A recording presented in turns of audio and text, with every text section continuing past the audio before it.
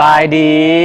สบายดีท่านผู้ชมยินดีต้อนรับเข้าสู่รายการหมากนัดพาลมหรือภายในผู้ชิดแชทเย้ดีใจดีใจที่สุดเลยได้เจอไอโตแม่นแล้วไอโตก็ดีใจคือกันเพราะว่าปกติเขาจะเจอกันแต่ข้างนอกแม่นบ่เนาะเจ้าแม่นแล้วสำหรับพิเศษเลยมื้อนี้ได้มาเป็นพิธีกรคู่กันอ้าวดีใจคือกันแม่ดีใจที่สุดเลยเนาะเพราะว่ารายการหมากนัดพาลมนี่บอกได้เลยว่าได้จับเอาไอโตแล้วก็ไก่เนาะบ่ต้องเว้าถึงอายุเด้อโนบ่เว้าแน่นอนเนาะแต่ที่สำคัญแม่นเพิ่นเห็นบุคลิกของเฮาที่มากับความมวลซืนที่จะเต็มอิ่มที่สุดอยู่ในรายการหมากนัดพาลมหรือ Pineapple Chit Chat เป็นรายการที่มีทั้งดาราศิลปินนักธุรกิจและก็เซเลบในวงการลาวของเฮาแน่นอนเนาะสำหรับแขกรับเชิญของเฮาในเทปทำอิฐนี้จะต้องพิเศษสุดๆเลยสำหรับหนุ่มคนนี้เพราะว่าสำหรับหนุ่มคนนี้นี่บอกได้เลยว่าเพิ่นเป็นเจ้าของรางวัลนักห้องสายป๊อปดีเด่นได้ยินว่าตั้งปี 2011 กับ 2012 อีกเจ้าแมนแล้วเนาะความสามารถครบเครื่องเลยและที่สำคัญแมนเพิ่นก็ยังนอกจากที่จะเป็นศิลปินชื่อดังแล้วเป็นนักแต่งเพลงที่ประสบผลสำเร็จหลายๆเพลงเป็นผู้บริหารอีกแมนเป็นผู้บริหารให้กับค่ายก้าวหน้าเอนเตอร์เทนเมนต์หลากหลายเหลือเกินเนาะเจ้าและตอนนี้เขาก็พร้อมแล้วที่จะไปพบกับหนุ่มคนเก่งคนนี้ดังนั้นขอเสียงตบมือดังๆต้อนรับต้าเอแพคโอ้สวัสดีใจสวัสดีโอ้ดีใจหลายเลยหลายที่มีต้าเอแพคมามือนี่เพราะว่าน่าจะมีประสบการณ์หลายๆอย่างเพื่อที่จะให้ผู้ชมได้เฮียนหู้และก็รับหู้เกี่ยวกับต้าโดยยินดีเลยมื้อนี้ที่ได้มารายการหมากนัดพาลมคนทำอิฐเนาะเจ้าฉะนั้นมาฮอดตอนนี้เนาะเดี๋ยวเขาจะไปคุยเรื่องราวต่างๆคุยเลยเหรอกันต้องปลูกหมากนัดเลยมามื้อนี้เจาะเลิกเลยแหละเจาะเลิกเลยเพราะว่ายังมีหลายประเด็นที่ว่าหลายคนยังบ่รู้จักบ่เคยเห็นแล้วก็บ่เคยเบิ่งจากบนใดมาก่อนจะได้เบิ่งจากรายการหมากนัดพาลมเป็นรายการทำอิฐเลยฉะนั้นตอนนี้ได้เวลาแล้วที่เขาจะไปคุยน้ำกันเดี๋ยวไปนางล้มกันเลยเนาะเจ้า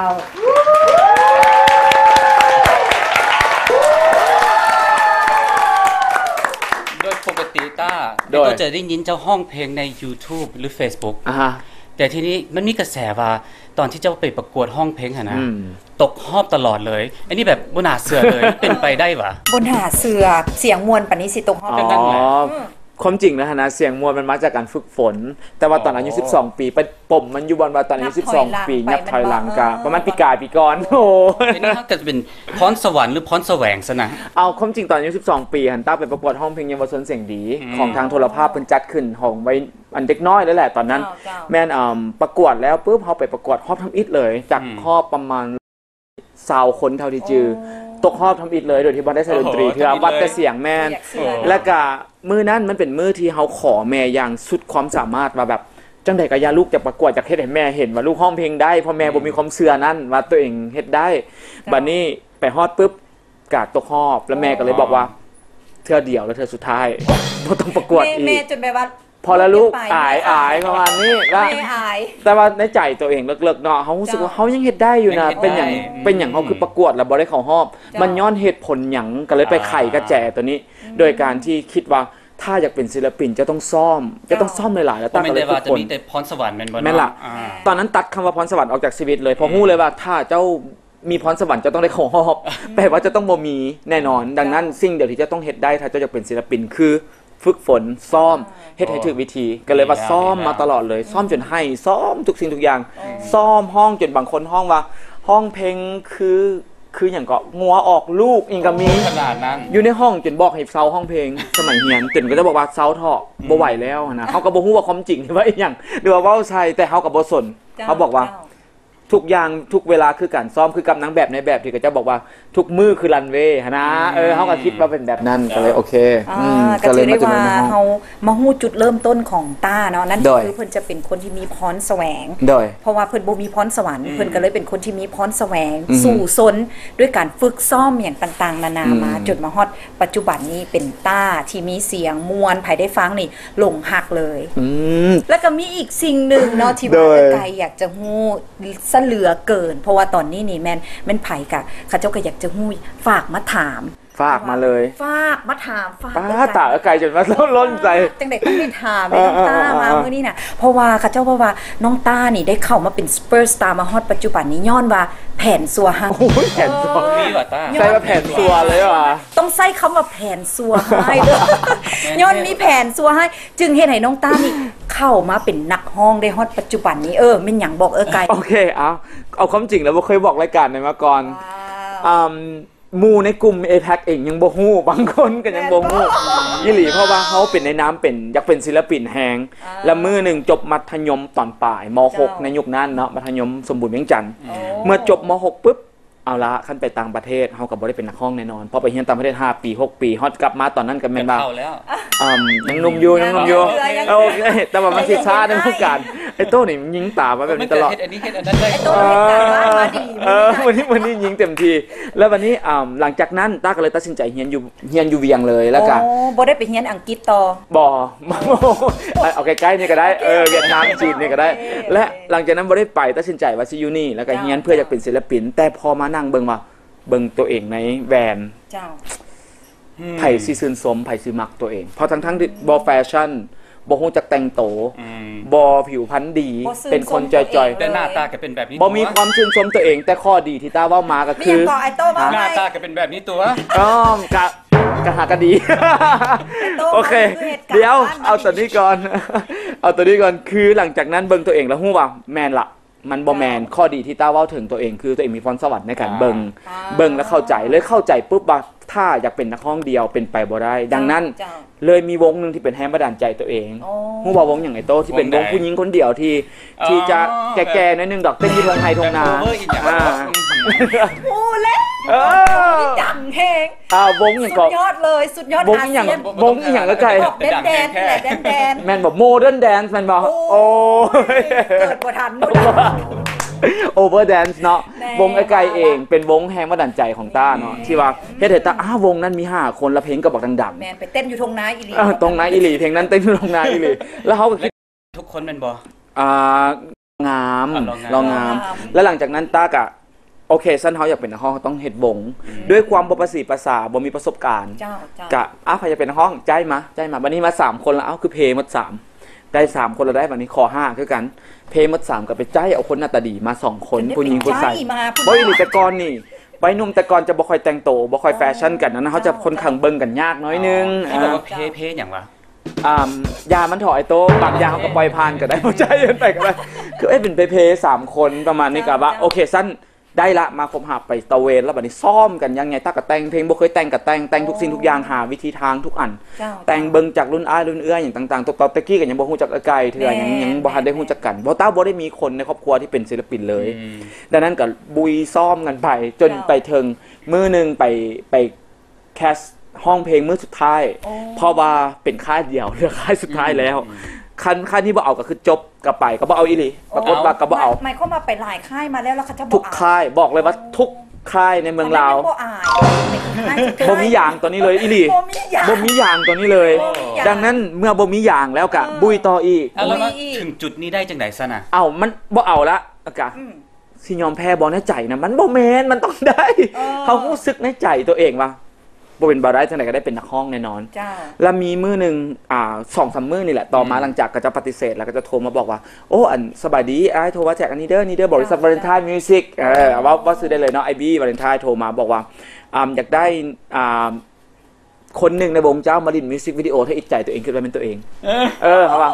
อันน้องว่าเอาโทรหาเฮาเนาะเขาลืมไปว่าเขาเป็นหัวหน้าวงความตื่นเต้นบออีกคนหนึ่งในวงเจ้าเอาผู้นี้มาดิมิวสิกวิดีโอได้บอไอ้จับมาลินของวงLD Sky ตะกี้เป็นวงล็อกอันไกลพอจะจืดอยู่เนาะเพราะว่าในยุคเดียวกันโอเคแล้วหลังจากนั้นมาต้าก็เลยคิดแผนกันปึ้งตั้งในหัวได้คือกันได้แต่ว่าต้องเอาพวกเขาเข้าค่ายโอ้เลยเนาะทั้งที่บ่ได้ถามหมู่จะคำใดบ่ได้ถามไผเทื่อตัดสินใจเองเลยแผนการซัวให้แล้วเขายังบ่ฮู้อีกได้ว่าผู้นั้นสิเป็นลิ้นบ่มิวสิกวิดีโอยังบ่ถามบ่ต้องถามหยังมัดเพราะสิอ่อยเองคันสมมุติว่าเราโอเคเขาสิไปอ่อยเพิ่นได้ไปลิ้นมันบ่ลิ้นก็ต้องอ่อยมันให้ลิ้นสินะประมาณแบบนี้ที่มาแล้วหลังจากนั้นปุ๊บทางค่ายก็วางโทรศัพท์ไปบ่ทันตอบอีกประมาณ2 ชั่วโมงว่านี่แหละแล้วก็โทรกลับมาโอเคตามนั้นเด้อมีแต่มื้ออื่นมาเซ็นสัญญา เอาล่ะกระเฮกันเนาะกระโทรไปบอกหมู่โทรไปบอกตุนก่อนหมู่จือได้ว่าตุนได้ละเด้อตอนนี้อยู่วาเลนไทน์มิวสิกแล้วก็เจ้าฮับเขาแล้วฮับเขาได้จังไดหน้าก็เจ้าคอนเฟิร์มเขาเก่งประมาณแบบนี้หลังจากนั้นก็อันผู้นี้ไปถ่ายมิวสิกวิดีโอเด้อประมาณแบบนี้ครับกับเว้าไปเรื่องอื่นแทนที่ว่าเขาสิไปบอกว่าย้อนเจ้าได้แล้วก็บอกเอาได้เว้าสุดท้ายก็ได้เข้ามาเป็นห้องจนถึงปัจจุบันว้าวสุดท้ายเขาก็ได้รู้ความจริงว่าหลายคนที่ฝากมาถามว่าต้าได้เข้านี่ย้อนมีแผนอันซัวให้ก็คือนี่เป็นแผนของเพิ่นนั่นเองแผนซ่อนแผนกะความจริงมันก็บ่เป็นแผนเนาะแต่เขาเอิ้นว่าไหวพริบดีหลายก็บอกกันต่อรองเนาะแต่ความจริงได้ฟังเรื่องของต้ามื้อนี้นะรู้สึกมีกำลังใจให้กับน้องๆหลายคนที่ว่าอยากจะก้าวเข้าสู่วงการเนาะบางคนนี่บ่ได้มีพรสวรรค์ด้านนี้คือกันกับต้าเนาะต้าเราบ่ได้ค้นพบพรสวรรค์ของเราในเรื่องของการเป็นศิลปินแต่เราค้นพบในเรื่องของการซอกงูซอกเห็นและมาพัฒนาตัวเองจนมีแผนอันซัวให้ยังใช้คำนี้อยู่วะจริงก็บอกเป็นแผนอันซัวให้ความหมายก็คือพลิกวิกฤตให้เป็นคือว่าแบบคำว่าจบมันก็บ่ได้จบแท้ๆแค่เป็นสำนวนภาษาอังกฤษนะ it's not over till it's over แปลว่าอย่างแปลว่าอย่างนั่นแหละแค่นั้นจบก็คือบ่จบแม่นแล้วจบก็คือบ่จบเพราะใจต้านะทุกเทื่อที่เฮ็ดหยังกะยาต้ารู้สึกว่าเฮาได้มีโอกาสแล้วเฮาทุกคนย่อมมีโอกาสตราบใดที่เฮายังหายใจเฮายังมีโอกาสเสมอบ่ต้องไปคิดว่าเฮาสิจบไปกับเพียงแต่ว่าสิ่งใดสิ่งหนึ่งที่ถูกปฏิเสธว่าเซโนเนาะบ่แปลกใจดอกที่ว่าเป็นอย่างน้องต้าเนาะสู่ซนผ่านอุปสรรคนานาประการอยู่ในวงการมาฮอดเกือบกว่า17 ปีเต็มแล้วก็ถือได้ว่าประสบการณ์นี้หนาแน่นและอีกที่สำคัญสิ่งนึงที่ไกลสัมภาษณ์จากน้องต้าได้ก็คือความพยายามมีความพยายามบ่เคยท้อถอยต่ออุปสรรคอย่างต่างๆอันนี้ก็ถือว่าเป็นสิ่งที่ดีและก็เป็นแรงบันดาลใจให้กับหลายๆคนที่ว่าได้เบิ่งกันอยู่ในมือแต่ว่าไอ้โตเจ้าอย่าเฝ้าไปใส่เจ้านางอยู่นี่ก่อนแม่นสิลุกไปใส่ไอ้โตจะเฝ้าไหมเข้าห้องน้ำแต่ว่าในระยะต่อไปนี่บอกได้เลยว่าน้องต้านี่จะต้องแบบว่าทึ่งสุดๆทึ่งเรื่องบอกนี่เดี๋ยวต้องอุบไว้ก่อนขนาดซัมนี่เฮาก็ยังได้คุดคุยเรื่องของหนุ่มคนเก่งคนนี้แล้วแต่ว่าในระยะต่อไปนี่บอกได้เลยว่าหลายคนจะมาล่วงลึกจะมาหู้เลิกลงไปฉะนั้นเดี๋ยวไปพบกันในระยะต่อไปโอเค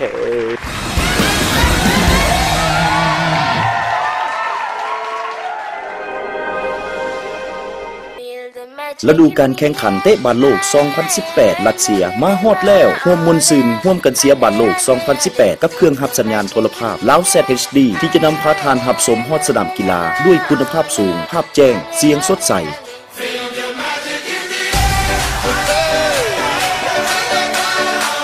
Magic System, Red One, Shaoki. Hey, yes, I love that. Feel the magic system.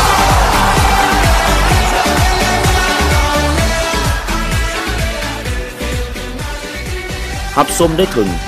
132รายการมี50รายการพื้นฐานให้ได้รับชมผ่านมักทีมใดมาร่วมเสียไปพร้อมๆกับสอบถามข้อมูลเพิ่มเติมได้ที่เบอร์1855 021 228 228ดาวเทียมลาวดาวเทียมของคนลาวเพื่อคนลาว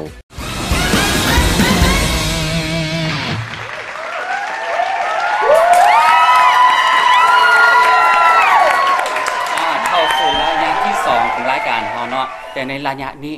จะเป็น VTR ที่จะเจาะลึกถึงเรื่องส่วนตัวเรื่องราวแบบลึกๆเลยที่ยังไม่มีใครได้เห็นเลยแม่นบ่แม่นอุ้ยเฮาลองเบิ่งบ่ใน VTR ได้เดี๋ยวเฮาไปเบิ่งพร้อมๆกันเลยเนาะ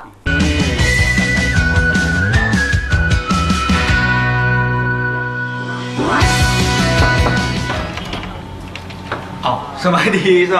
โอเคตอนนี้ต้อนรับสู่ห้องของไอ้ต้าเนาะไอ้ต้าไอ้แพ็คห้องนอนนั่นเองห้องนอนที่3เอาละและการฟิตที่มาบุกห้องไอ้เลยนี่ตั้งแต่เข้าวงการมาบุกเคยมีแบบคนมาเยี่ยมยามห้องแบบถึงเอ็กซ์คลูซีฟขนาดนี้ดังนั้นทำมาแล้วกับสิพาทัวร์และกันสำหรับรายการมักนัดพาลมโดยเฉพาะเลยเนาะเริ่มต้นจากโซนนี้ก็แล้วกันโซนนี้มันโซนเทต้าเอาไว้เพื่อมีปึ้มอ่านสำหรับไอ้ที่มักเนาะพวกปึ้มปฏิญญาปึ้มนวนิยายแล้วก็ปึ้มภาษาอังกฤษที่ไอ้มักอ่านไว้เพราะว่าอยากเรียนรู้ตลอดเวลาแล้วกันนี่มันซีดีทั้งหมดที่ไอ้ได้รับส่วนใหญ่จะเป็นซีดีของขวัญแล้วก็เป็นซีดีสะสมที่ไอ้ได้รับมาอันนี้ก็เป็นเอ็กซ์คลูซีฟเลยมีลายเซ็นของนักร้องที่ไอ้ตั้งรู้จักอยู่ที่ประเทศญี่ปุ่นพร้อมอันนี้เป็นรูปไอ้กับแม่นี่ซูมอันนี้มันแม่หน้าคือกันเลยฝาแฝด 138เนาะแล้วต่อมาแม่นโซนทั้งเทิงนี่เป็นโซนที่ไอ้เป็นของสะสมไอซ์สกัดเนาะอันนี้มันจอกกาแฟที่ไอ้ไปแต่ละประเทศบ่ว่าจะอยู่ประเทศใดไอ้ก็สิมักซื้อจอกกาแฟของยี่ห้อนึงมาตลอดแล้วก็อันนี้เป็นของขวัญจาก CRI นี่เป็นอันพันปึ้มเนาะตอนที่ไอ้ไปสัมภาษณ์รายการ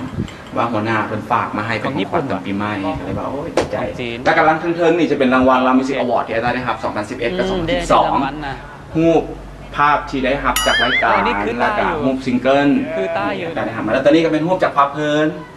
ตอนไอ้ตาไทยเมกาซินภาพเพลินตอนนั้นตอนปึ้มสำหรับเที่ยวไหนไอ้บ่จือแล้วแต่ว่าเขาได้ถ่ายตอนนั้นแล้วก็มักรูปนี้แฮงมันมีอิโมชันนอลข้างในก็เลยว่ามาลงอันนี้มันโซนนี้ก็จะมีกีตาร์ซึ่งถามว่าลินเป็นบอเอาไว้เตือนใจตัวเองว่าตัวเองเป็นศิลปิน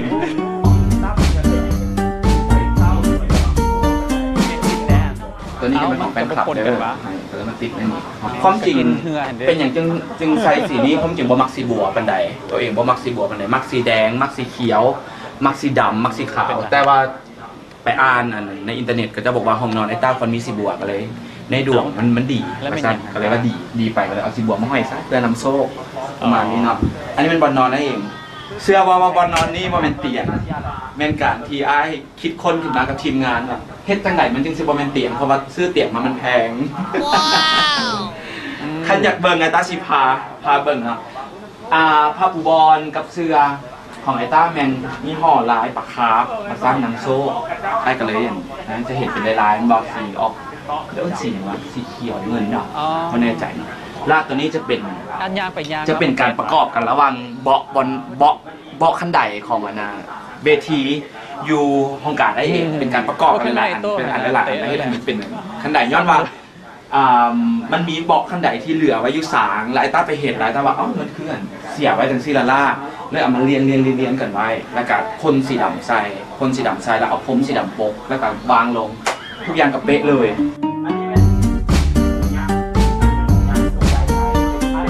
ตอนนี้จะอยู่โซนแต่งตัวของไอ้อยู่ใกล้กันเลยก็ไม่ได้ไกลหรอกย่างใกล้ๆกันเลย2 ก้าวฮอดแม่นอันนี้มันซุปที่ไอ้มักเอามาไว้อยู่นี่เพื่อว่าจะใส่ไปลิ้นใส่ออกไปนอกได้เป็นชิวเป็นเสื้อ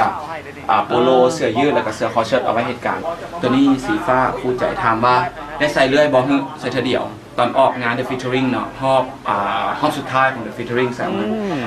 แบบเหงื่อไหลใครย้อยข้างหลังเนี่ยแบบไหลกันแบบตอนซื้อบอกคิดเนาะว่าบ้านเขามันฮ้อนก็เลยเอาแท้เอาวาเนาะตัวนี้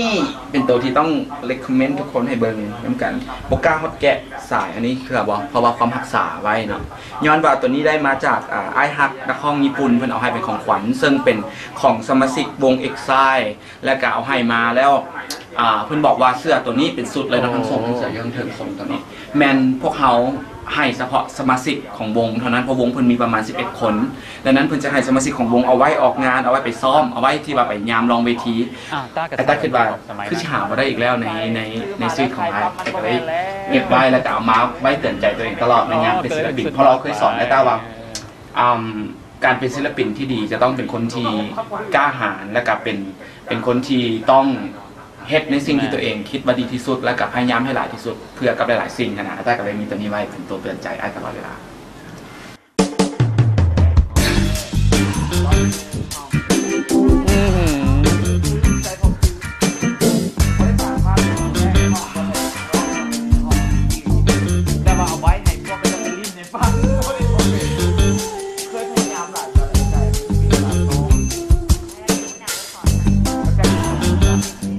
สำหรับไอ้ต้าเนาะเวลาเพิ่นใจให้มาเฮ็ดเวียกน้ำเพิ่นกระตุกใจรู้สึกตกใจเวลาเพิ่นเฮ็ดเวียกรวมเวียกอย่างน้ำเพิ่นแล้วเพิ่นใจให้แบบว่ารู้สึกว่าโอ๊ยหลังจากงานนี้แล้วบ่อยู่แล้วแต่ว่าเวลาเป็นอย่างเพิ่นจึงใจให้เฮากลับมาเบิ่งเหตุผลย้อนว่าไอ้ต้าเป็นคนเต็มที่กับเวียกเพราะว่าเพิ่นสั่งเวียกไปแล้วพนักงานต้องเฮ็ดให้มันได้ถ้าเฮ็ดบ่ได้เฮาก็ต้องยอมรับสิ่งที่เพิ่นให้แต่ว่าไอ้ต้าเพิ่นจะให้ด้วยมีวิธีให้แบบเป็นการบอกสอนหลายกว่าแล้วก็สำหรับใหม่ๆกับย่านอยู่แต่ตอนนี้ศิลป์ในการที่ไอ้เพิ่นให้เพราะว่าคันไอ้เพิ่นให้ครั้งนี้ครั้งต่อไปเฮาก็ปฏิบัติโตให้ดีขึ้นเพราะว่าไอ้เพิ่นจะเป็นเอาคำให้ของเพิ่นมาเป็นคำสิทธิ์สอนของเฮาให้เฮาดีขึ้นไอ้ต้าเวลาใจให้เนาะคือถามเกี่ยวกับใจให้ใช่ไหมโมเมนต์ว่าใจให้แต่ว่าคล้ายๆ ช่วงน้องๆพากันเฮ็ดเวียกบ่ถูกตามเป้าหมายที่ว่าโปรเจกต์นั้นๆวางไว้ซื่อๆแต่แบบเราก็บ่ได้ให้แบบปึ้งปังอย่างให้อย่างขนาดนั้นเราแนะนำหนทางที่ว่าโอเคจะไปแนวนี้นะโมเมนต์แบบเซิงมาให้เอาแท้ว่าตุนอยากบอกว่าเวลาตอนไอ้ต้ากับไอ้ตุนเฮ็ดเวียกน้ำกันเนาะก็มีปัญหาอย่างน้ำกันอยู่แล้วแต่ว่าอยากฮู้ว่าเวลาตอนไอ้ต้าใจให้มันเป็นเท่าใดแล้วตุนฮู้สึกจังใดเนาะเพราะว่าเวลาไอ้ต้าใจให้นะปัญหาที่แบบว่าเฮาบ่รอบคอบอย่างประมาณนี้เพราะว่าไอ้ต้าเราจะเป็นคนรอบคอบแบบ360องศาอย่างประมาณนี้นะรู้สึกว่าวงการนี้ขาดต้า Apex บ่ได้ก็รู้สึกว่าดีใจจะได้เป็นหมู่กันเฮ็ดเวียกน้ำกันโดยจึงได้กันฮักคือเก่าเด้อโอเคว้าวเซอร์ไพรส์กันขนาดเลยฉะนั้นขอเสียงตุ้มมือดังๆต้อนรับตุนดีว่าสบายดีความจริงครับดีว่านี่มันวงใหม่ซื้อตอนออก2คนเนาะแต่แท้มันตุน Apex เด้ตะกี้ตุน Apex นักข่าวบางคนยังหลงอยู่เขียนออกข่าวล่าสุดยังเขียนว่าตุน Apex อยู่ใครแน่ที่ก็จะยังจือใครแน่แต่ก่อนจะเป็นสาวผมยาวเดี๋ยวนี้เพิ่นเห็นลูกผมสั้นก็เลยว่าจือๆยากๆกันนิดนึงลูกสาวเพิ่นก็เป็นตะแพงลูกซอดเป็นลูกซอดน้อยนึงซอดน้อยนึงได้แม่หลายกว่ามาได้ยังไงอยากรู้ว่ามาได้ยังไงก็ถือได้ว่ามื้อนี้เป็นบรรยากาศที่อบอุ่นที่สุดเลยและที่สำคัญแมนตูนเพิ่นก็เป็นเพื่อนหักคบหากันมาโดนที่สำคัญเป็นหุ้นส่วนในการบริหารบริษัทก้าวหน้าเอนเตอร์เทนเมนต์น้ำกันฉะนั้นมื้อนี้มานี่แน่นอนเลยเขาจะมีคำถามพิเศษเพราะว่าหลายคนก็อยากจะฮู้ว่าสาวตูนนี่เป็นจังใดคือว่าได้มาฮู้จักกับหนุ่มต้าแล้วก็เป็นหมู่หักหมู่สนิทกันมาโดนนี่จักปีแล้วฮู้จักกันโอ้ตั้งแต่เฮียน10 กว่าปีกับซาวแล้วเนาะตุนตั้งแต่ตอนสมัยเฮียนบ่สมัย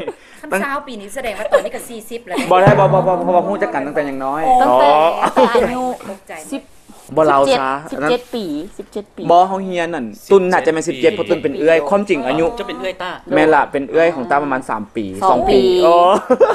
ตาเซิกไปเลยตุนรุ่นเดียวกับไกลหว่ารุ่นน้องหน่อยนึงเหรอน้องปีนึงน้องปีนึงน้องปีนึงโอ้ยกล้าถูกแสดงว่าฮู้จักกันเป็นตอนเฮียนน่ะนะมัธยมปลายแต่เสื้อบอกว่าตอนฮู้จักกันหั่นน่ะได้เฮียนนำกันแต่ห้องม.6 ปีเดียวปีสุดท้ายเพราะว่าตุนจะอยู่อีกห้องนึงฮู้จักกันซื่อๆแต่อยู่ในห้องบ่ได้ร่วมกันเลยโอ้เอาเป็นหยังคือฮู้จักกันเพราะว่าแปลกอย่างนึงได้ตุนน่ะจะที่ชื่อตุนได้ย้อนมานักเรียนมันหลายเนาะแล้วชื่อตุนได้ย้อนว่าตุนหั่นน่ะนั่งกับคนชื่อเดียวกันแบบมีชื่อคือกันแล้วนั่งนำกันนะก็เลยชื่อกับเจ้าไปเลยแท้ๆตะกี้บ่ได้ชื่อตุนชื่อหยังก่อนชื่อฟ้าวะชื่อฝนโอ้ยนั่นเป็นสายาจะตั้งให้คือชื่องามกลุ่มเพิ่นจะมีฟ้าเมฆฝนโอ้ยเพิ่นตั้งกันเองตุนแต่มาเนี่ย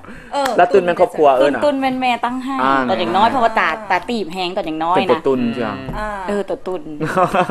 ก็ตาตีบแฮงอันนี้ก็เลยตั้งชื่อว่าตุนแล้วก็เลยรู้จักกันมาตั้งแต่ตอนนั้นอยากจะถามน้อยนึงนะแบบคือว่าในวงการนะเขาก็จะรู้จักกับคนนี้คนนั้นเฮ็ดเวียกกับคนนี้คนนั้นแล้วก็ผ่านไปเรื่อยๆจังซี่แต่2คนนี้นะรู้จักโดนแล้วก็ยังอยู่นำกันประทับใจอย่างกับต้าหรือต้าเองประทับใจอย่างกับตุนเอาต้าเนาะสำหรับต้ากับตุนมันเฮารู้สึกว่าเฮาเป็นหมู่กันมาตั้งแต่ต้นเนาะแล้วก็เข้าใจทุกอย่างของกันและกันรู้จักเรื่องส่วนตัวรู้จักเรื่องทางครอบครัวต่างคนต่างให้กำลังใจกันมาตลอดและคำว่ามิตรแท้มันเกิดขึ้นแต่แท้และตุนเองนะตั้งแต่เฮ็ดเวียกนำกันมาตุนบ่เคยมีแบบโมเมนต์ที่รู้สึก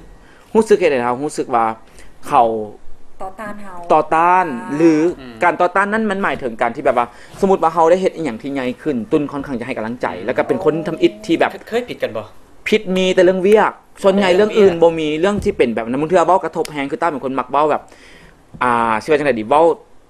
ตรงแล้วก็เป็นคนกระทบแล้วบางเทื่อก็จะโอ้ตกใจแล้วก็ต้องง้อเฮาเป็นผู้สาวก็ได้ง้อเอาก็มีแต่ส่งไปขอโทษแล้วเฮาก็บอกเราถึงว่าความรู้สึกเฮาเป็นจังได๋จังซี่นะตั้งแต่คบกันมาเนาะตั้งแต่ฟ้าว่าเป็นแฟนกันสรุปว่าแฟนกันมาดีบอกหมู่กันก็รู้สึกประทับใจหลายอันโดยเฉพาะแม่นเรื่องนิสัยส่วนตัวเนาะต้าเป็นคนที่แบบว่ามีความคิดเป็นผู้ใหญ่อยู่แล้วแล้วเวลาเฮามีอย่างเรื่องปัญหาครอบครัวอย่างก็สามารถปรึกษาต้าได้ต้าก็ให้คำปรึกษาได้หลายเพิ่นแต่งงานก่อนเด้มันก็มีปัญหาครอบครัวแล้วก็เรื่องเฮ็ดเวียกก็รู้สึกประทับใจหลายอันเพราะว่าต้าเป็นคนที่แบบว่าสิว่าจังได๋เก่งหั่นนะเรื่องเฮ็ดเวียก เก่งหลายอันแล้วเฮาก็รู้สึกดีใจที่ว่าได้มาเฮ็ดเวียกน้ำกันและเป็นบริษัทได้มีบริษัทน้ำกันเนาะเฮาก็รู้สึกดีใจแล้วก็เฮาเฮ็ดเวียกตั้งบริษัทมานํกันได้3ปีแล้ว3 ปีปลายแล้วได้แล้วก็รู้สึกว่ามันเวิร์กมันบ่มีอีหยังที่แบบว่าถ้าสิมีปัญหากันมันก็ต้องมีปัญหาแต่ปีมีอยู่แล้วเนาะแล้วก็มันมีปัญหาเล็กๆน้อยๆเรื่องของที่ว่าล้มกันปุ๊บละเจ้าคือบ่แล้วอันนี้ข่อยคือบ่แล้วเจ้าแล้วเจ้าบ่แล้วอย่างซื่อๆแบบมันจะเป็นปัญหาเล็กๆน้อยๆถึงแก้ไขกันได้เนาะ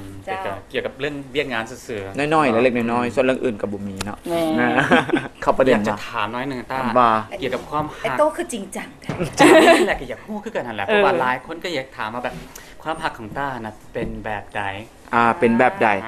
ต้าเป็นคนหักไผ่หักแท้ใดเอาแท้ๆเลยทำตุ้นก็ได้เนาะเป็นคนจริงจังก็พร้อมหักพอสมควร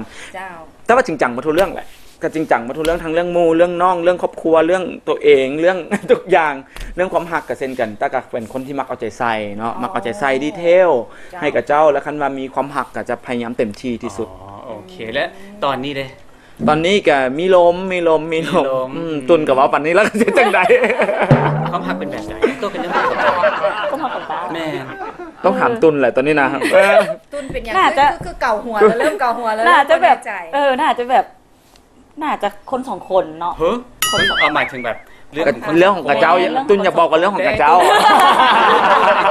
สิบอกไอ้ตัวแบบนั้นไอ้ตัวก็อยากฮู้ความหักนะไอ้โต้ถามนอกรอบก็ได้ตอนนี้คือว่าไอ้โต้ฮู้แล้วไอ้โต้บ่ฮู้อันนี้ต้องเป็นเรื่องคน2คนกับเจ้าเป็นเรื่องไปแล้วหรอบ่ฮู้คือกันเด้อโอเคฉะนั้นตอนนี้เฮาจะให้น้องตานั้นได้ไปพบกับ VTR สุดเซอร์ไพรส์กันก่อนพร้อมๆกันเลยในนามที่ว่าแม่เป็นแม่ของตาเนาะแต่ในระยะผ่านมานี้แม่ก็รู้สึกมีความภูมิใจหลายต่อกับลูกคนนี้เนื่องจากว่าแต่น้อยจนใหญ่มาวัดปัจจุบันนี้เขาบ่เคยเฮ็ดให้แม่ต้องเสียใจในชีวิตส่วนตัวของแม่เราเป็นคนจะค่อนข้างบ่มักปานใดเกี่ยวกับการบันเทิงแต่ว่าในเมื่อที่ว่าลูกชายฮักมักคือจังซี่หั่นน่ะแม่ก็เคียนบ่ได้เห็นว่าลูกมีความตั้งใจต่อกับเวียกตัวนี้แล้วก็ความมักความสวรรค์ของลูกที่มีอยู่ในนี้มาวัดปัจจุบันนี้แม่ก็รู้สึกว่าแม่จะปล่อยไปตามความสวรรค์ที่ลูกมีจะกันห้ามตัวนี้บ่ได้คิดว่าอันใดที่ลูกบ่มักเฮาจะบังคับลูกบ่ได้ฉะนั้นเฮาต้องไปตามความมักของลูกแต่ภายหลังที่ลูกได้เฮ็ดมาแล้วถือว่ามีผลสำเร็จในมาวัดปัจจุบันนี้ก็รู้สึกว่าทางครอบครัวถือว่าลูกเป็นผู้เบิ่งแยงดูแลเนาะการใส่ใจในครอบครัวทั้งหมดถือว่าขึ้นอยู่กับลูกที่ว่าเนื่องจากว่าเวียกของลูกปัจจุบันนี้บ่มีโมงบ่มีเวลาซื่อๆเฮ็ดเวียกทั้งเว้นทั้งคืนบางเทื่อก็จนแจ้งสันในนามของผู้เป็นแม่ก็รู้สึกว่าเป็นห่วงหลายห่วงนักๆอันที่นึงก็เป็นด้านสุขภาพเนื่องจากว่าลูกคนนี้เฮ็ดเวียกนี่บ่เคยห่วงตัวเองห่วงแต่เวียกคันเวียกบ่แล้วก็บ่ยอมเศร้าแล้วปัญหาที่2มาต่อกับครอบครัวเราหูแล้วว่าอยู่ในครอบครัวมีแต่แม่กับลูกสัญญาณน้อยขนาดเดือนนึงหรืออาทิตย์นึงแม่ลูกก็ต้องได้โผล่กันบ้านเทื่อนี่อันนี้ก็เบาน้ำผู้ลูกบ้านเทื่อหั่นมันเป็น2อาทิตย์ก็บ่เคยได้เห็นหน้าลูกบางเทื่อเวลามันบ่ค่อยตรงกันแม่มาการบางเทื่อลูกก็บ่ทันตื่นนอนบางเทื่อลูกไปก่อนแม่บ่ทันมาก็มีก็เฮ็ดให้เป็นว่าความห่างเหินระหว่างแม่ลูกก็มีอันนี้แม่ก็เป็นห่วงกันอยากให้ดูแลสุขภาพถึงว่ามาวัดปัจจุบันนี้ผลสำเร็จในเบื้องต้นนี้ก็ถือว่าน่าประทับใจแล้วแต่ว่าเนี่ยได้กระตามขอให้ลูกสู้ส้นและเฮ็ดอะไรให้สร้างบทบาทอยู่ในสังคมให้มันหลายแล้วก็เป็นแบบอย่างให้แก่ไปนุ่มสาวนุ่มอยู่ในสังคมนี้ก็หวังว่าลูกจะเป็นคนดีในอนาคตอันนี้สิ่งความหวังของแม่และต้าเองบ่อยากฝากอย่างถึงแม่บ่ความจริงแม่เป็นผู้หญิงที่ถือว่าเข้มแข็งและเพิ่นสอนให้ต้าฮู้เรื่องของการใช้ชีวิตหลายๆด้านและก็เป็นคนที่มักให้ต้าหลายคนอื่นๆเพิ่นบ่เคยย่องต้าเลยได้ในชีวิตของต้าเพิ่นบ่เคยย่องว่าลูกดีลูกเก่งลูกเฮ็ดได้เพิ่นบ่เคยย่องแล้วฮะก็เห็นวิดีโอนี่แหละที่เพิ่นให้ชื่นชมเพราะว่าเพิ่นบอกว่าถ้าค่อยย่องเจ้าแล้วไผสิเป็นคนปามเจ้าบ่ให้เจ้าเหลิงถ้าสมมุติค่อยซัพพอร์ตเจ้าหมดทุกอย่างเจ้าเฮ็ดเองได้จังได๋แล้วถ้าค่อยบ่อยู่เจ้าสิอยู่จังได๋เพิ่นตั้งคำถามแบบนี้ก็เลยฮู้เลยว่าอ๋อความจริงแล้วแม่อยากให้เฮาเข้มแข็งเพราะว่าต้าเป็นลูกชายเดี่ยวแล้วก็พ่อกับแม่แยกกันตั้งแต่มื้อที่เราถือผา ตาเลยท่องกับตัวเองตลอดว่าโชคดีสำหรับแล้วที่เขาเป็นอุปสรรคเพิ่นในเรื่องการศึกษาเพราะว่าเพิ่นบ่สามารถเรียนจบมหาลัยได้ย้อนตาเพราะว่าเพิ่นถือพาก่อนกำหนดในยุคนั้นเนาะไก่และบัดนี้เฮาเป็นอุปสรรคดังนั้นแล้วเฮายังสิมาเป็นอุปสรรคให้เพิ่นอีกว่าหรือว่าเฮาสิพยายามต่อสู้เพื่อเพิ่นแล้วก็เฮ็ดให้เพิ่นมีความสุขที่สุดให้เพิ่นตัดสินใจบ่ผิดที่ว่ามีเฮาตั้งแต่มื้อนั้นจนถึงมื้อนี้ก็เลยพยายามเฮ็ดดีที่สุดยอมรับว่าบ่มีเวลาให้เพิ่นหลายปานใดแล้วก็บ่ค่อยได้กินข้าวแรงนํกันก็ด้วยหน้าที่ด้วยเวียกแล้วก็ด้วยความบางเทื่อก็ด้วยการอยากเรียนรู้และหาประสบการณ์แหละมันที่ไทตาแบบบ่ค่อยมีเวลาให้เพิ่นแต่ว่าทุกครั้งก็ต้องเจออยู่แล้วใน1อาทิตย์แม่นเพิ่นอาจจะคิดว่าบ่ค่อยได้เจอกันความจริงต้องเจอกันตลอดท่านเป็นสักคำ2คำที่อยากจะฝากถึงแม่ไปนี่บ่มีหยังที่ไทตาอยู่แล้วมีความสุขแล้วก็คือจะเฮ็ดทุกสิ่งทุกอย่างที่จะเฮ็ดให้แม่มีความสุขเพราะว่าเกิดมาครั้งเดียวมีแม่คนเดียวมีครอบครัวเดียวแล้วก็สิพยายามให้หลายที่สุดบ่ต้องห่วงว่าสิไปใส่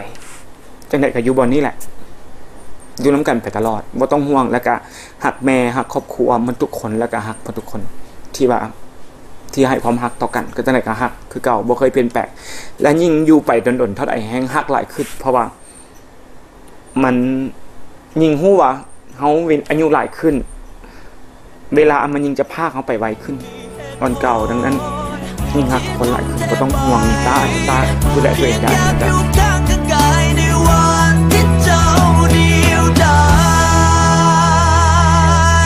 จะเป็นไปได้บ่จะคอยจะยืนอยู่บนนี้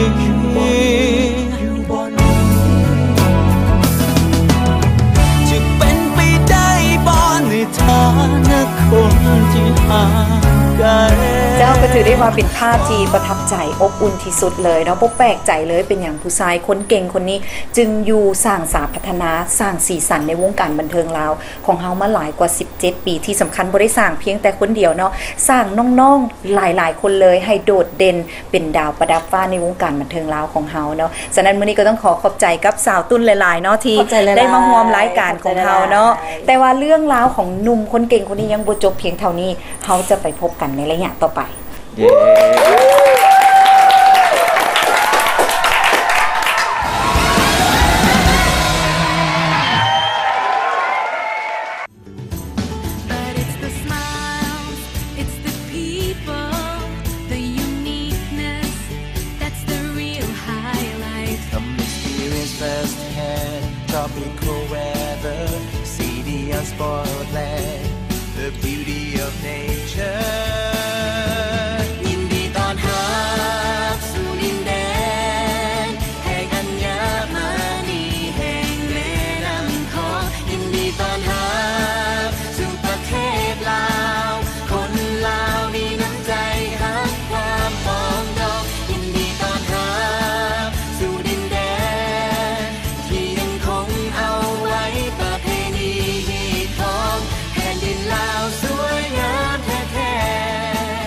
เดินทางสัมผัสกับธรรมชาติวัฒนธรรมและประวัติศาสตร์ที่เต็มไปด้วยความสวยงามและความประทับใจ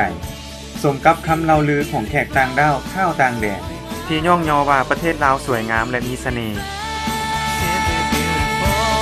ยินดีต้อนรับสู่ปีท่องเที่ยวลาว 2018 อย่างสุดใจ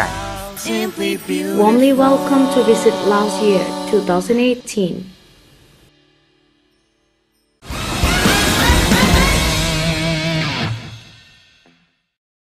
จะเป็นไปได้บ่ถ้าคนจะยืนอยู่บนเอาอย่างกำลังมวนโอ้ยเอาแม่นหวาโอ้ยลืมฉะนั้นขอเสียงตบมือดังๆต้อนรับแขกรับเชิญของเราสบายดีวิลลี่บุญวิไลเดอร์มาจากสังกัดลาวซูเปอร์โมเดลสบายดีเทเลอร์ศรีสมบัติเดอร์นักห้องนักแสดงจากค่ายก้าวหน้าเอนเตอร์เทนเมนต์สบายดีชื่อคริสติน่าลาซาชิมามิสลาประจำปี 2012 จากค่ายก้าวหน้าเอนเตอร์เทนเมนต์สบายดีน้องตานึกว่าน้องตาสิว ก็สบายดีตาเอแพคเนาะว้าวสำหรับวันนี้ก็ถือได้ว่าเป็นพิเศษเลยสำหรับแขกรับเชิญของเรานะมาเซอร์ไพรส์อยู่วันนี้ตัวนี้คือว่าจัดหมวดเป็นโอเคเป็นทางการเพราะว่าสิมาโปรโมทเพลงแมนใจสั่นอยู่นี่แมนเพราะว่าวังกี้นี่ได้ห้องเพลงไปเนาะเพลงจะเป็นไปได้บอเพลงนี้บอกได้เลยว่าป้ากระแสมาแห้งหลายเนาะไผ่บอห้องนี่ถือว่าเซยเติมไปอีกแสนนึงไปเติมอีกแสนเติมอีกนะมี800,000 กว่าคนเท่านั้นมี 8,000 กว่าแชร์อีกเติมให้อีกแสนนึงฟังนี่ 8,000 กว่าวิวเนาะ8,000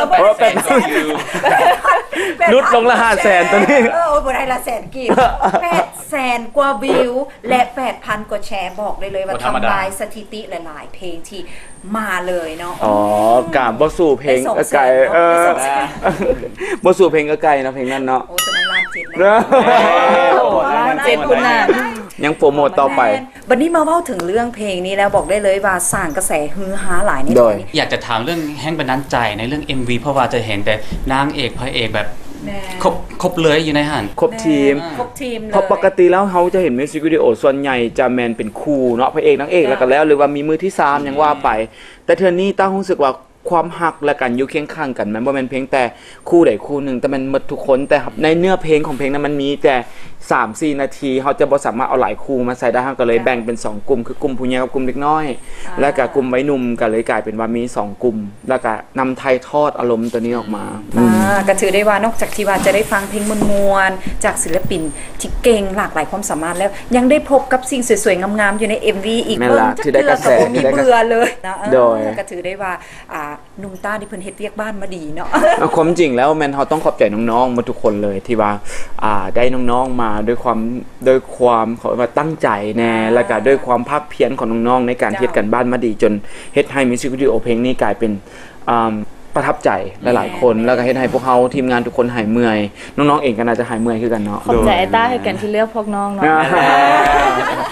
ไม่ได้บ่ในฐานะคนที่ห่างไกล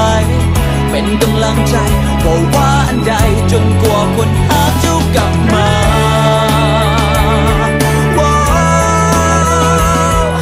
แต่ว่าตอนนี้กระแสนี่มาแห้งหลายเนาะไผ่ก็แบบว่าได้เบิ่ง MV กันแบบเต็มๆแล้วได้ยินมีข่าวเกินๆมาว่าสิมีต่อภาค2เฮ็ดจังได๋ล่ะคะนั้นมันเกิน 500,000 ไปแล้วเด้เขาอันน่ะแบบเว้าคุยไว้นะว่าโอ๊ยถ้า 500,000 วิวก่อน1เดือนแม่เสร็จภาค2โลดเพราะหลายคนถามหาภาค2อยากให้มีต่อเฮาก็มีแต่ว่า 500,000 วิวแม่แล้วสิให้มันได้มันก็กลาย 500,000 แล้วเป็น 800,000มัน 800,000 แล้วซึ่งเฮาได้ 500,000 ในอาทิตย์ทำอิฐเลยน่ะต้นๆเลยเฮาก็เลยรู้สึกว่าโอเคฉันจำเป็นแล้วแหละก็คือจะต้องให้ตามสัจจะแบบลิ้นๆกันว่าแบบลิ้นๆสิได้บ่เนาะแล้วผู้เฮแม่น้องๆอ่ะมีอีกแล้วมีเวียกอีกแล้วมีบทให้คนนี้บ่มีบทใด2ตู้มีบทพอของนักแสดงยังบทอันนั้นเถื่อพอมานำลูกกลับบ้านไอโตโอเคบอกไหวบอกจักสิบ่อย่างมันเนาะอยากแสดงแต่บ่อยากเป็นพ่อและนั่นก็คือข่าวดีเนาะที่ว่าหลายๆคนที่ได้ติดตามผลงานของนุ่งคนเก่งของนี่แล้วเนาะและสำหรับมื้อนี้เฮาก็ได้มาพบกับแขกรับเชิญสุดพิเศษของเฮาฉะนั้นจะต้องได้มาถามความรู้สึกกันก่อนเนาะว่าเป็นจังได๋หลังจากที่ได้มาร่วมในผลงานกับไอต้าเอแพคเริ่มจากสุดหล่อข้างไกลก่อนที่จริงเทเลอร์ก็อยากขอบใจไอต้าได้ที่ว่าเลือกเทเลอร์มาแสดง MV เพลงนี้มีความใฝ่ฝันว่าจากมื้อนึงต้องได้ลิ้น MV ของไอต้าเอแพคแล้วก็มื้อนั้นก็มาฮอดก็รู้สึกแบบดีใจสุดๆแล้วก็สำหรับการถ่าย MV ก็รู้สึกกดดันหลายเพราะว่าเทเลอร์ได้รับบทมาเป็นเพลง MV คู่กับตินามิสลาวปี2012นั่นแล้วคนงามเจ้าแม่ MV ถ่าย MV มาหลายแล้วแล้วก็มีประสบการณ์มาหลายแล้วก็บวกกันกับน้องๆเนาะหลายๆตัวละครที่ว่ารู้สึกว่ามีฝีมือก็เลยรู้สึกว่าเก่งเติบเพราะว่าเทเลอร์บ่เคยเรียนการแสดงมาก่อนเลยแบบว่าก็รู้สึกว่าได้เฮ็ดการบ้านหนักพอสมควรการได้ทำครั้งนี้ก็ผ่านพ้นไปโดยดีก็หวังว่าทุกคนที่เบิ่ง MV เพลงนี้ก็สิมีความสุขเด้อน้องเทเลอร์ฝากไปแล้วเนาะบัดนี้น้องคริสติน่าคนงามดีใจเนาะเพราะว่าอันอยู่นำไอต้ามาดนแล้วก็จักปีกับตินาจักปีกับ4-5 ปีเลยได้ 4-5 ปีนางถ่ายใต้นางถ่ายมาดนแล้วเนาะแล้วก็ดีใจเนาะแล้วก็เป็นบทที่แบบ สิว่าจังได๋วะที่เฮาบ่เคยลิ้นมีการบีบน้ำตาอีกตินาบ่เคยให้ไผเห็นได้แต่ตัวนี้แบบตินาต้องให้เด้อเอาว่าแท้บ่มีไผเห็นได้ก็เลยว่าได้เฮ็ดอีหยังหลายๆอย่างเลยก็อ้ายก็เบิ่งเฮาสอนเฮาเลยก็ทีมงานกับบิวอีกอันเสียจังได๋ให้ตินาบีบน้ำตาได้ตินาก็ทายตั้งว่า 2-3 เทื่อพุ่นได้เทื่อทำอิทแมนบีบน้ำตากล้องถ่ายบ่ทันต้องได้ให้ครั้งที่2ครั้งที่3เพื่อแบบให้น้ำตามันงามสินะเอากันนางเศร้าจนน้ำตาแดงให้งามแล้วน้ำตาก็ต้องไหลให้งามอีกมันจึงสิได้ซีนที่มันซีนที่แล้วน้องเราก็เฮ็ดได้ดีพอสมควรแล้วมาหนุ่มคนสุดท้ายรู้สึกจังได๋เฮ็ดเวียกกับไอ้ต้าสำหรับวิลลี่กับคนอื่นมุนอยากขอขอบใจกับทางผู้ใหญ่ทุกๆคนที่ได้ให้โอกาสวิลลี่กับได้รับโอกาสสิ่งดีๆและอยากขอขอบใจทางไอ้ต้าของวิลลี่เองกับสิ่งสำคัญคือบริษัทก้าวหน้าเอนเตอร์เทนเมนต์ได้ให้โอกาสวิลลี่ได้มาลิ้นหอมลิ้นMVครั้งนี้ได้เรียนรู้ประสบการณ์ใหม่ๆจากอ้ายทุกๆคนมาพัฒนาตัวเองในวงการบันเทิงโอ้ยเขียนยังตื่นเต้นอยู่ความแน่ใจแม่ก็ถือได้ว่าเป็นความรู้สึกที่ประทับใจเลยล่ะโดยสำหรับเทเลอร์ประทับใจสากสาดน้ำทองตินาเพราะเป็นสากเล่นสากเดียวตัวนี้มักสากมันเป็นสากเดียวที่ว่าต้องเล่นเดียวผ่านเพราะว่าต้องเทคเดียวไม่แล้วพอสาดมาทางหน้าแล้วถ้าสมมุติแบบหน้าเฮาเปียกอย่างเช่นนั้นมันต้องได้เมคอัพโดนแล้วเครื่องเสื้อผ้าอย่างมันต้องแบบว่าต้องบาดสากเดียวแล้วผ่านแล้วแบบว่าก็กดดันเนาะหน่อยนึงเนาะตอนสาดแต่ว่าซ่อมเอาแท้ว่าสาดจังได๋เนาะสิถึงจุดแม่นแล้วก็ต้องเห็นที่สำคัญแม่นต้องเห็นให้เทเลอร์รอนำได้ต้องเน้นแล้วต้องเน้นว่าน้ำต้องแบบแตกกระจายให้ได้อันนี้มันร้องสาดไอ้ต้าก่อนมันบ่สาดเทเลอร์เลย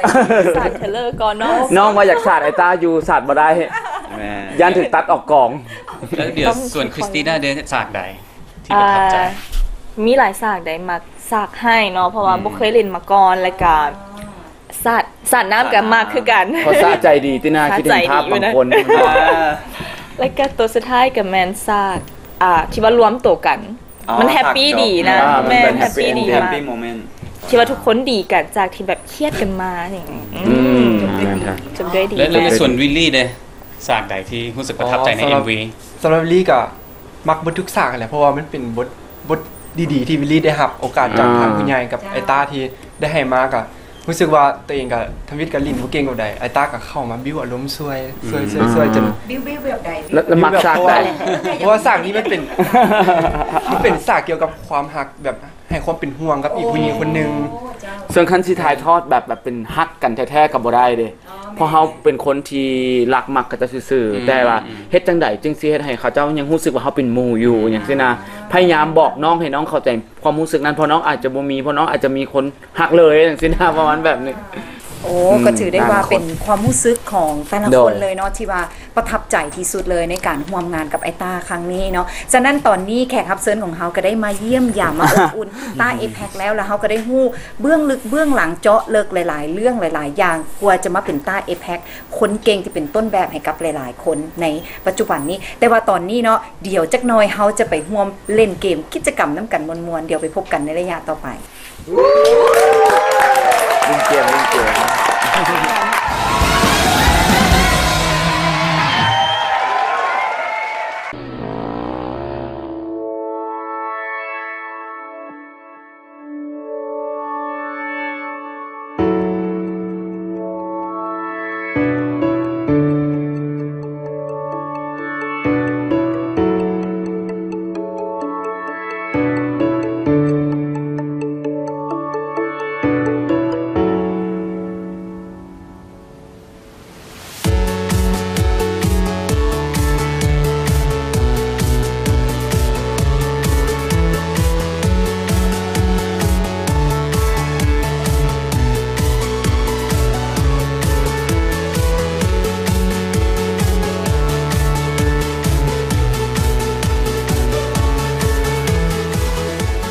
ท่องเที่ยวลาวท่องเที่ยวมูลเสื้อประวัติศาสตร์ความเป็นมาของลาวท่องเที่ยวความเป็นธรรมชาติอันสดใสเขียวงามตาท่องเที่ยวความเป็นเอกลักษณ์ทางด้านวัฒนธรรมฮีตของประเพณีวิธีการดำรงชีวิตของประชาชนบรรดาเผ่าเที่ยวเมืองลาวเรียนรู้ประวัติศาสตร์ชื่นชมธรรมชาติอนุรักษ์วัฒนธรรม Visit Laos experience the diversity of nature, culture, and history.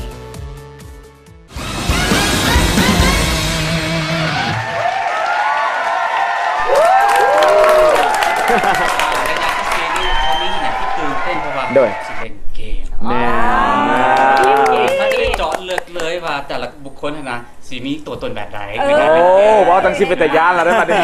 เริ่มย่านมีจอจิ้มเฮานำวันนี้จอจิ้มนี่ไกไอ้ตัวมีอาวุธที่อยากจะแจกทุกคนโอเคแม่แล้วอาวุธแจกทีละคนแจกต่อย้ายมาเลยถึงบอถึงกันว่าโอเคโอเค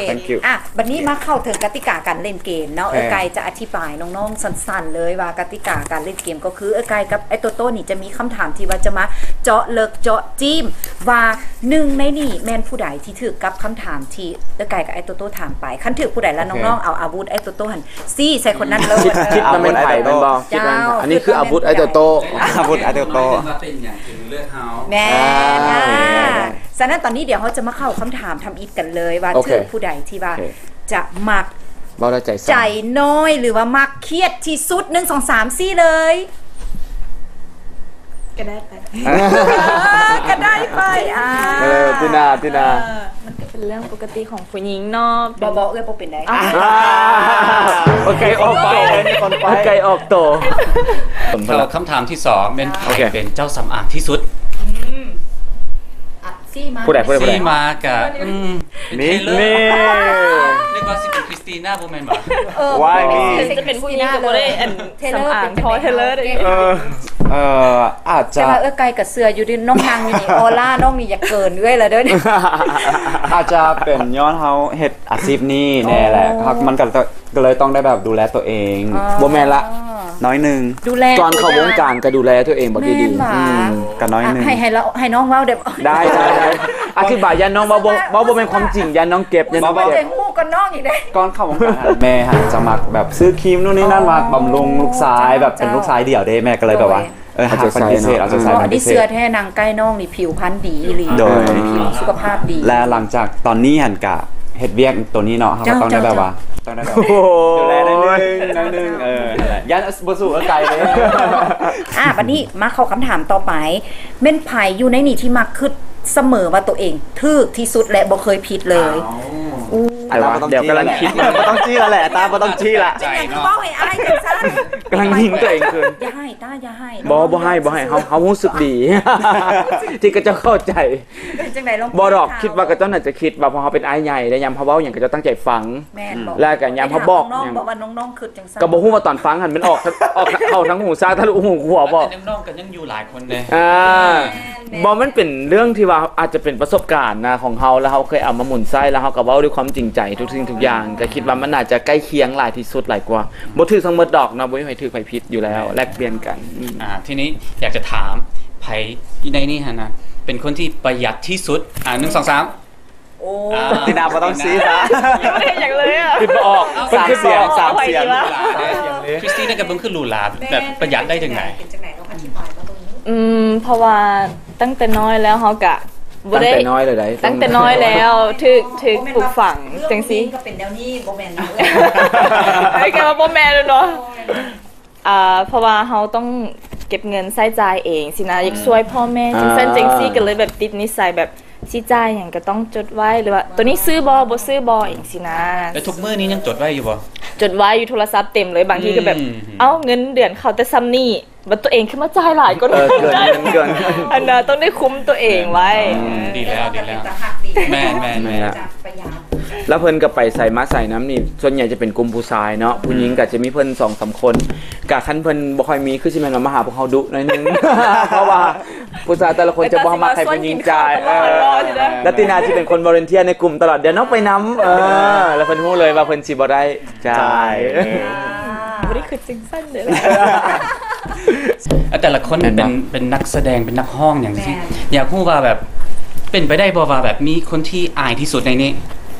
ถ้าให้เลือก1 2 3แม่นผู้นั้นเป็นวิลลี่น้องน้อยเฮาเสื้อมานี่ยังบ่เห็นน้องเบ้าอย่างวิลลี่ลองอธิบายดูเรื่องความอายของตัวเองวิลลี่ก็เป็นคนที่อาย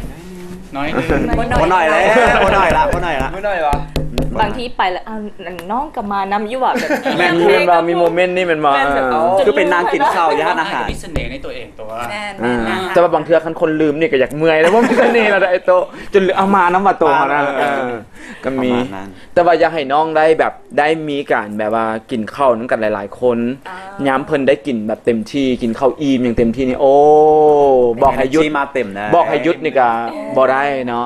ซึ่งว่าเฮาก็ได้ฮู้เบื้องลึกเบื้องหลังเนาะของแต่ละคนที่ว่าบางคนอาจจะบ่ฮู้มาก่อนว่าไผเป็นคนแบบนี้แต่ว่าตอนนี้เฮาก็ได้ฮู้ไปแล้วจากการเล่นเกมจากอาวุธของไอ้โตเอง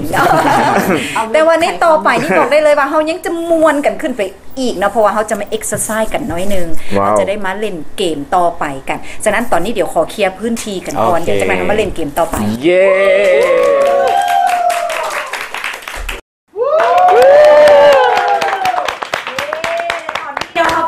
ที่จะมาเล่นเกมอีกเกมนึงบอกได้เลยว่าเกมที่จะเป็นเกมที่ทุกคนต้องออกกำลังกายเอ็กซ์ไซส์กันเต็มที่เลยเกมอย่างไกลสำหรับเกมนี้มีชื่อว่าเกมใบ้คำใบ้คำจำนวนแน่นสำหรับเกมใบ้คำนี่เขาจะได้มาแบ่งกันออกเป็น2ทีมเนาะผู้ใดรอๆนี่มาทีมไก่เนาะแล้วผู้ใดงามๆกับมาทีมไอโต้ตาต้องกระงามอยู่มาตอนนี้เขาแบ่งออกเป็น2ทีมแล้วหลังจากเขาแบ่งออกเป็น2ทีมแล้วแต่ละทีมจะมีเวลากำหนด2นาทีโอเคนี่ก็คือจะเปลี่ยนกันใบ้คนนึงจะเป็นคนใบ้คนนึงจะเป็นคนจับใน1นาทีทำอิฐหลังจาก1นาทีที่2ก็สลับกันผู้ใดที่ใบ้ได้หลายที่สุดจะเป็นผู้ชนะสำหรับผู้แพ้รางวัลเป็นยังไงไก่เอ้ยผู้ชนะคนเดียวไปเลยรางวัลผู้แพ้หรือผู้ชนะรางวัลสำหรับผู้แพ้ผู้ใดจะได้เล่นก่อนตีส้มเอามาตีส้มเอาเลยตาบาทเดียวเลยครับบาทเดียว1 2 3 1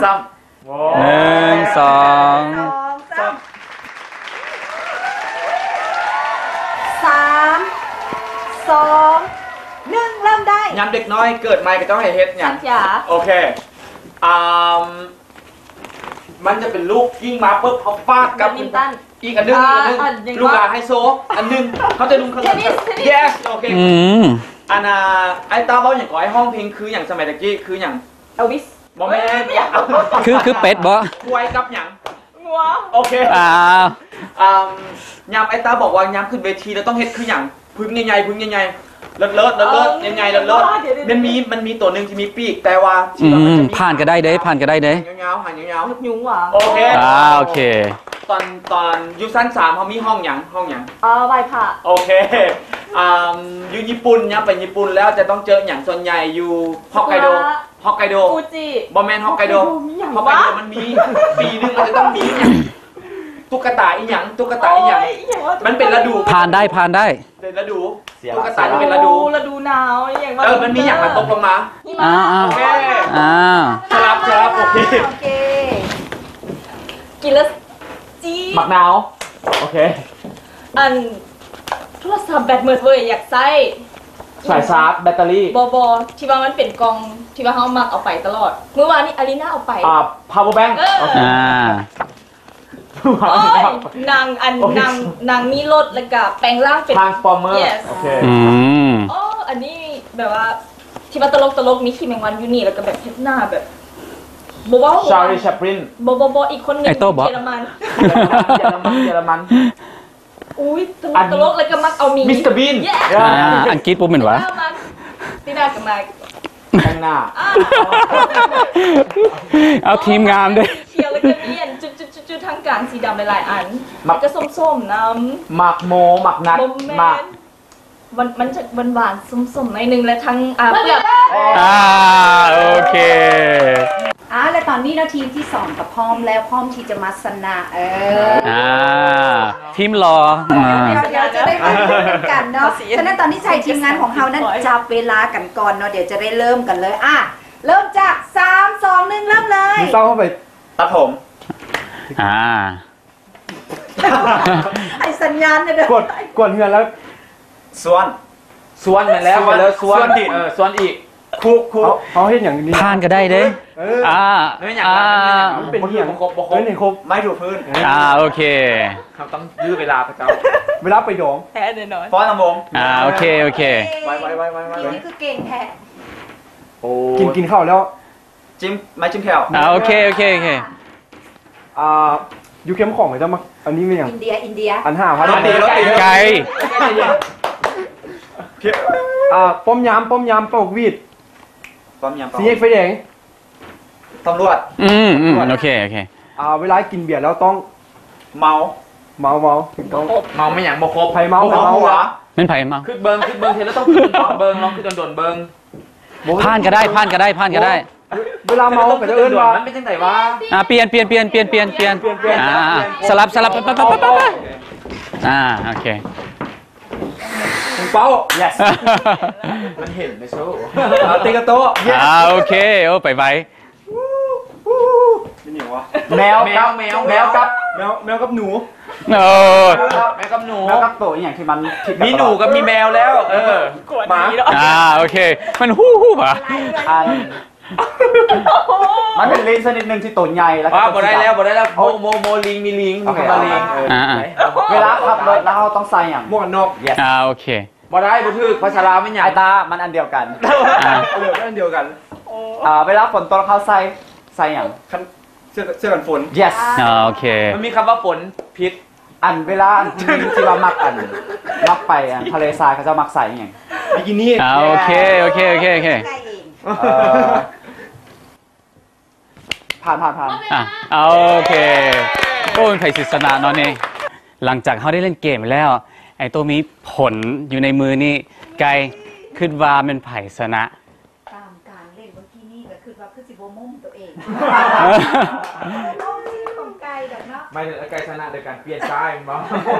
แต่คะแนนน่ะห่างกันแต่1คะแนนเฉยๆขนาดนั้นเลยโอเคทีมหนึ่งนะได้10คะแนนและทีมนั่นก็เป็นทีมของ Handsome Guy ทีมของสดใสสวยงามจักสิได้คะแนนเท่าไหร่จะได้9คะแนนหรือ11คะแนนลองเบิ่งโอเคนะผลออกมา9หรือ11 9หรือ11 9หรือ11 9หรือ11ให้แบตก่อน11แ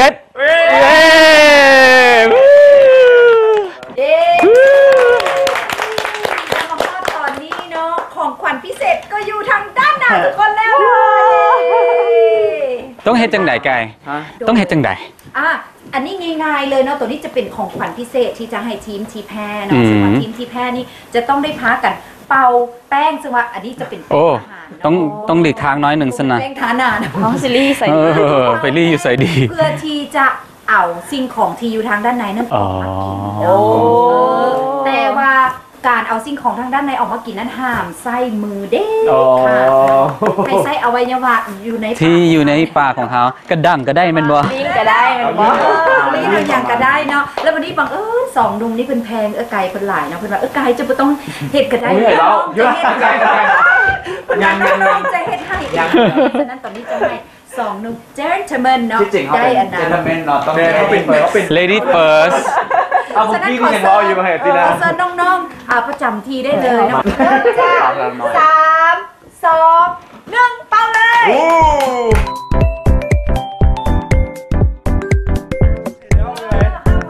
โอ้เย้พอต่อเดือยละ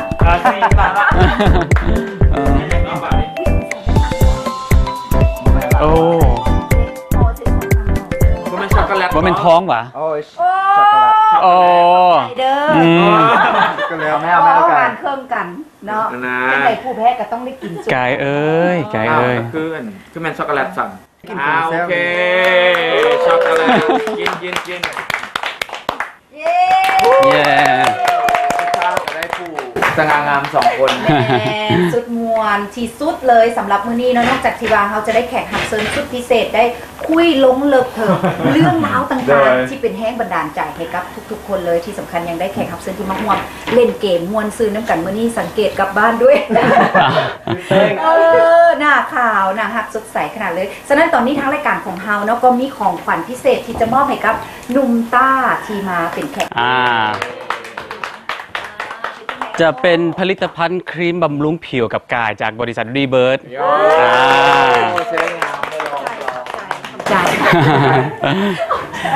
มาตอนนี้เราก็ถือได้ว่าเขาก็ได้ภาพความอบอุ่นประทับใจทุกๆกิจกรรมเลยของรายการหมักหนัดคาลม Pineapple Chit Chat ในมื้อนี้เต็มรูปแบบเลยเนาะฉะนั้นในมื้อนี้ที่ขาดไม่ได้เลยก็ต้องขอบใจผู้สนับสนุนใจดีบ่ว่าจะเป็นห้าง Modern Shop และสุดพิธีกรซ้ายและก็แขกรับเชิญมาจากเมนโฟลเดอร์และก็เครื่องบำรุงผิวหน้าและก็กายจากบริษัทรีเบิร์ดและที่สำคัญขอบใจจากบริษัทดาวเทียมลาวเอเชียแปซิฟิกจำกัดที่เอื้อเฟื้อสถานที่ในการถ่ายทำในมื้อนี้และมาฮอดท้ายนี่ถือว่ารายการของเราก็ได้ดำเนินมาถึงในระยะสุดท้ายแล้วก็ต้องขอบใจทั้งลุงขอบใจหลายๆเด้อพี่เทเลอร์และก็น้องคริสติน่าเนาะได้มาร่วมสร้างสีสันอยู่ในรายการหมักหนัดคาลม Pineapple Chit Chat ในมื้อนี้นั่นเองแต่ว่าในระยะต่อไปในเทปหน้าจะเป็นแขกรับเชิญท่านใดจะต้องได้ติดตามเป็นกำลังใจให้กับรายการของเราฉะนั้นมาฮอดตอนนี้ต้องขอกล่าวคำว่าสบายดี